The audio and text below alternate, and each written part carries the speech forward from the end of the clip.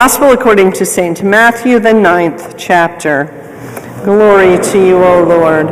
While he was saying these things to them, suddenly a leader of the synagogue came in and knelt before him, saying, "My daughter has just died, but come and lay your hand on her, and she will live." And Jesus got up and followed him with his disciples. Then suddenly a woman who had been suffering from hemorrhages for 12 years came up behind him and touched the fringe of his cloak.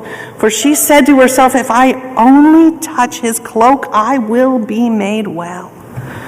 Jesus turned, and seeing her, he said, "Take heart, daughter, your faith has made you well." Then instantly the woman was made well. When Jesus came to the leader's house and saw the flute players and the crowd making a commotion, he said, "Go away, for the girl is not dead but sleeping." And they laughed at him. But when the crowd had been put outside, he went in and took her by the hand, and the girl got up. And the report of this spread throughout that district. This is the gospel of the Lord.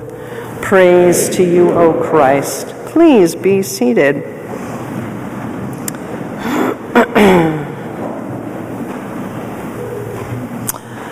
It's another great week and another great year of confirmation camp. Woohoo!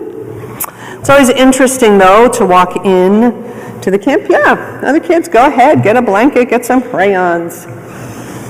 You can draw a picture of the woman being made well and the man whose daughter was raised. Awesome, John.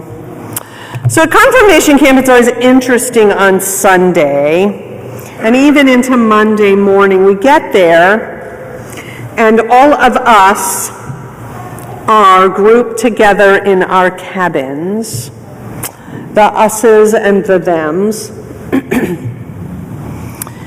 There are children from the Niagara Frontier Conference, children from the Southwest Conference, and children from the Genesee Finger Lakes.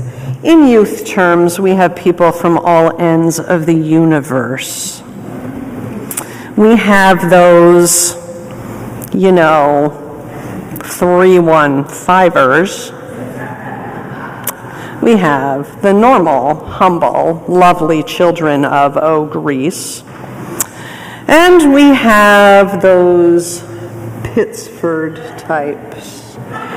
And they're all scoping one another out, getting a lay of the land. And on Tuesday this week, there was a young lady who was playing 9 Square.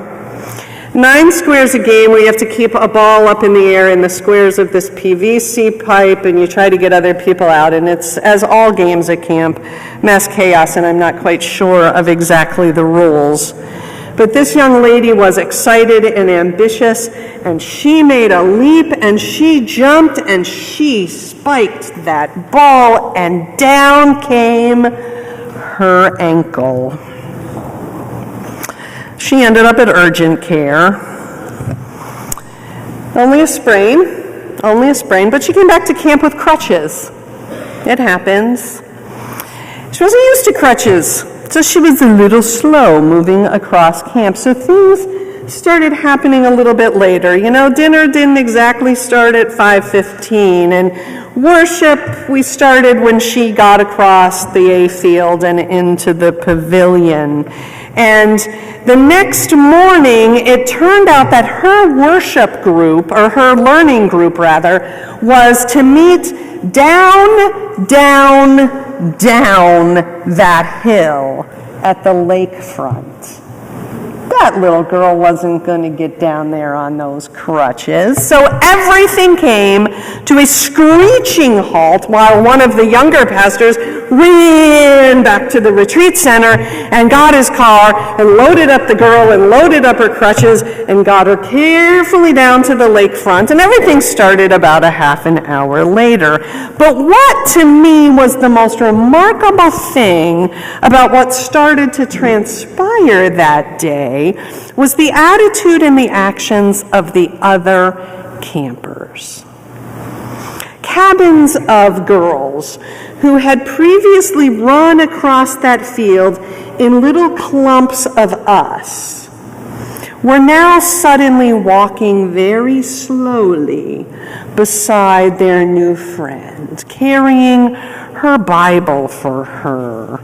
Or girls who had never met, and even some of the boys, were offering to carry her lunch tray to the table before going back and getting their own meal. Young people who consistently grumbled because the young people sit on the floor or the ground all through camp because there are never enough seats for everyone, were suddenly making room and aisles for this young woman to get through to have the coveted chair in the space. Something happened. Something happened in that community to someone they did not previously know, and suddenly young people's eyes were opened and they were adjusting to meet a need that they saw in front of them. I'm not talking about just the kids for whom this was their best friend, but I'm talking about an injury that happened to that kid from the other church, from the other youth group, from the other conference. And in middle school terms, those are really big differences. Out and about in a great big new world, their eyes were opened and they were willing to invest their energy for someone else. That, my friends, that is what happens when the church is at its best. That's what happens when the people of God come together to set aside biases and assumptions and invest in the community in which they find themselves. You know, I didn't realize until I was preparing for this sermon exactly how much Jesus was out and about. He and his disciples didn't just venture off occasionally for a week of camp. They didn't just go off for the occasional mission trip. Their church home, so to speak, was on the open road as they went from town to town.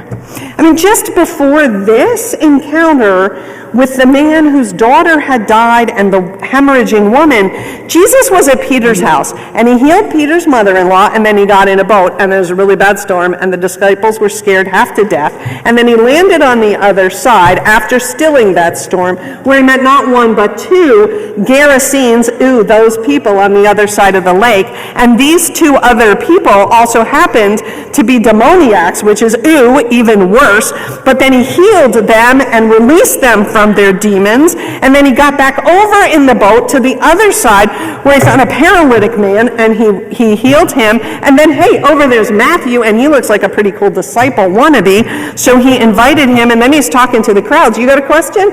Oh, wait a second, I got this guy back here, and his daughter has died, so hang on, folks, I'm going to go with him. And meanwhile, this woman reaches out and touches the fringe of his cloak, and all these things happened out on the open road, not when sitting in a building waiting for someone to show up. Imagine if Jesus had kept office hours and sat around and waited for people.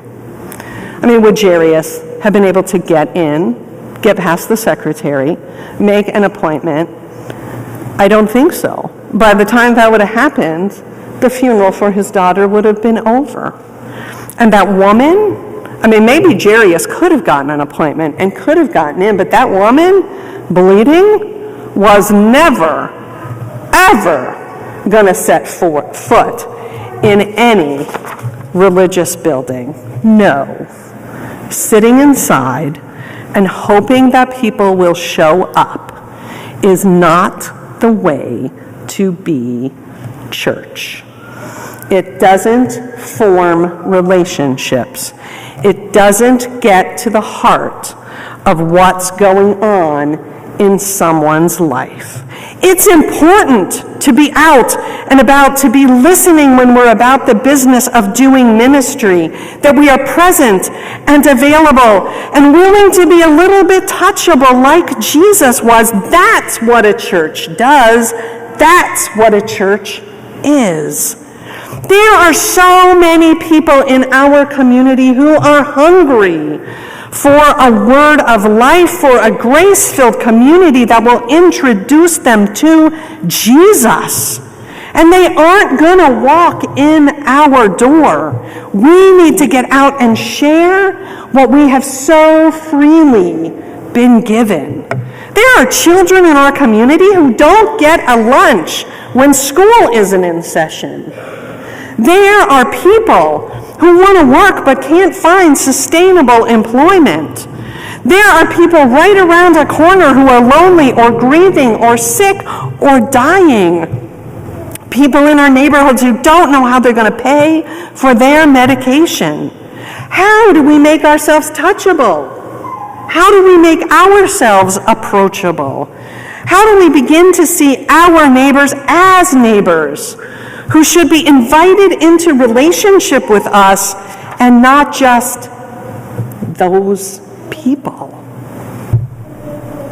Following the example of Jesus, we can't love and minister to people without touching them, their lives, their issues, their joys, their concerns, their sorrows. There are people all around us who seem to be worlds apart from us in so very many ways. In middle school terms, that could mean belonging to another church or going to a different school or playing a different sport. And in adult terms, it means all kinds of other things. But when we come together and we come to know each other, we realize that every one of us is equal at the foot of the cross. Jesus came to save every person regardless of race or age or gender or sexual orientation or socioeconomic class. And Jesus calls us to be out and about, rooting our ministry in the needs of the most vulnerable of our community. We too desperately touch the hem of Jesus' robe every time we walk in here and reach out for bread. But we receive that bread and we are fed, and then we are sent back out the door into the streets where there are crowds waiting to meet and touch Jesus. Crowds waiting for the healing and hope that can only come from Jesus. All around us are people starving for a word of life. It's up to us to get out there, to open our eyes, open our ears, and respond accordingly, just like our kids did last week. Amen.